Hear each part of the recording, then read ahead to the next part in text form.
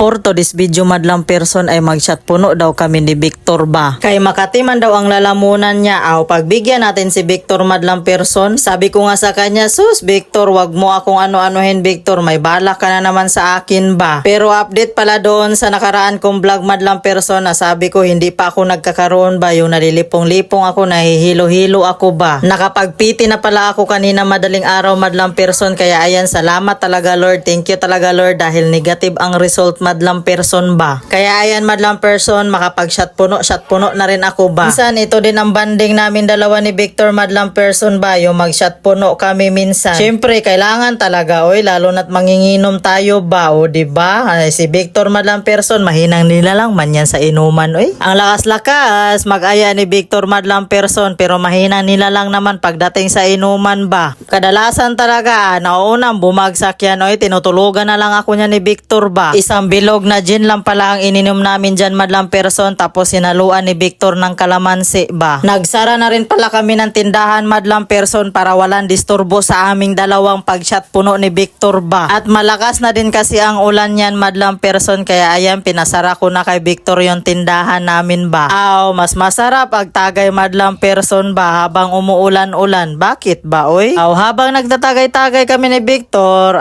movie marathon na lang siguro yan madlang person oy, kasama yung mga bata. Nakikipulutan lang naman tong dalawang junakis namin madlang person oy, ayaw pa nilang matulog ba. Hindi pa yan matutulog yan dalawang junakis namin madlang person ba hanggat hindi pa kami papasok ni Victor sa kwarto ba. Kaya natulog man yan sila kaninang hapon madlang person, tapos gabi na rin sila nagising, kaya ayan ngayon dilat na dilat ang mga mata nila ba. Kahit ano-ano na lang yung mga pinapanood namin dyan sa YouTube madlang person ba. Tapos chika ko pa kay Victor madlang person ba kasi wala man siyang alam doon sa na-viral na nag-lock ba yun. Pinanood ko sa kanya ba sa cellphone, sabi ko ito na paano na lang no kung tayo ang mag-lock, nabuang na. Simba ko po doy madlang person, pero diba dati sila Shaina at saka si John Lloyd nag-lock man yun oy, so totoo pala talaga yun no. Hala oy, katakot naman nung ganun oy kapag maglalak ba. Paano ba kasi, bakit ba kasi naglalak? Na ayan na tuara, naghubad na si Victor madlang person ba. Kay mainit man daw madlang person oy, mainit din kasi inumin ang gin bilog madlang person no. Kaya ako ayoko man mag-electric pan, kaya ayan naghubad-hubad na lang siya dyan madlang person. Ang sarap ng pulutan namin madlang person ba, diba? Paanang ididis.